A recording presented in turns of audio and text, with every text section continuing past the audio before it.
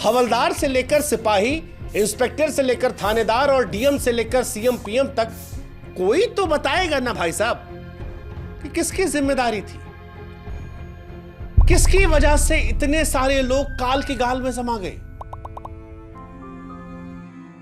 भीड़ बहुत ज्यादा है, हाथ जोड़ के विनम्र निवेदन है, फोर्स भेजिए सर। अगर एक भी मौत होती है तो यह आपको समझना पड़ेगा कि वो व्यक्ति की मौत नहीं होती, उसके परिवार की मौत होती है।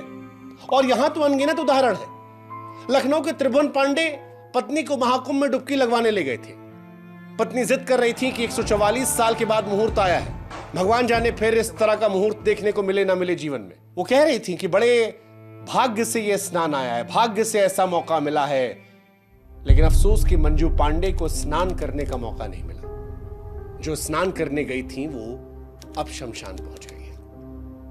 अनगिनत कहानियां हैं। कोई अपनी मां को तलाश रहा है, कोई भाई को, कोई अब बाप अपने बेटे को, तो कोई बेटा अपने पिता को। हर तरफ बदहवासी छाई थी। लेकिन सवाल फिर वही बरकरार है कि भाई साहब जिम्मेदार कौन है? कम से कम कागज पर अब तक किसी का नाम नहीं है।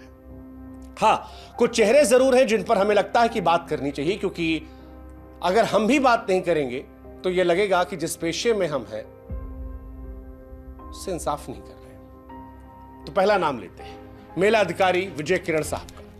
मेला अधिकारी विजय किरण आनंद को बढ़ती भीड़ का अंदाजा था, लेकिन गलत फैसला लिया। 27 जनवरी से मौनी अमावस्या के ट्रायल के तौर पर पीपा पुल को बंद करने का आदेश दिया गया।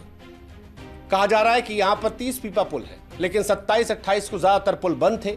ज्यादातर पुल बंद होने की वजह से भीड़ इकट्ठा हुई, और अगर सारे पीपा पुल खुले होते तो श्रद्धालु शायद आसानी से एक जगह से दूसरी जगह जाते, भीड़ भी मेले से बाहर जाती। साहब की गलती थी, लेकिन इनकी जिम्मेदारी पर कोई चर्चा नहीं। दूसरा नाम प्रयागराज महाकुंभ मेले के एसएसपी राजेश द्विवेदी साहब का। संगमनोज इलाके में भीड़ न बढ़ने देने की जो जिम्मेदारी थी वो इन्हीं जनाब की थी। मौनी अमावस्या के मौके पर अमृत स्नान के दौरान साधुओं को स्नान कराने का इंतजाम भी इन्हीं के जिम्मे था। 27 जनवरी से बढ़ती भीड़ देखने के बावजूद द्विवेदी साहब ने 29 जनवरी के लिए संगमनोज पर भीड़ को मैनेज नहीं किया, लेकिन इन पर भी अब तक कोई जिम्मेदारी नहीं मिली है।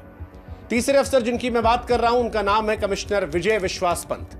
8 जनवरी की देर रात संगमनोज पर कमिश्नर विजय विश्वास पंत उन लोगों को चेतावनी दे रहे थे। वीडियो वायरल हुआ था, जो सोवत है खोवत है। सभी श्रद्धालु सुन लें, यहाँ लेटे रहने से कोई फायदा नहीं है। जो सोवत है सो खोवत है। उठिए उठिए, स्नान करिए। लेकिन सवाल अब यह उठ रहा है कि अगर प्रशासन को भीड़ बढ़ने का अंदाजा हो गया था तो फिर इंतजाम दुरुस्त करने, फोर्स बढ़ाकर भीड़ को नियंत्रण करने और आने जाने के रास्तों को कंट्रोल करने के लिए माइक का ऐलान क्यों हो रहा था? यहां पर इंतजाम क्यों नहीं थे? क्यों नहीं इन्होंने एसएसपी राजेश द्विवेदी से बात की? और अगर की तो फिर किसकी जिम्मेदारी है? और आखिरी सवाल महाकुंभ मेले के डीआईजी वैभव कृष्ण पर। महाकुंभ के डीआईजी वैभव कृष्ण पर मेले के सभी इंतजाम की जिम्मेदारी थी। 28 जनवरी को वीडियो भी जारी किया था। श्रद्धालुओं से कहा था गंगा घाटों पर भीड़ से बचें और समय पर स्नान करें। लेकिन जब बाद में छानबीन हुई तो पता चला कि ना तो आने जाने की लेन ठीक से चल रही थी, ना भीड़ को संगमनोज पर इकट्ठा होने सोने से रोका गया।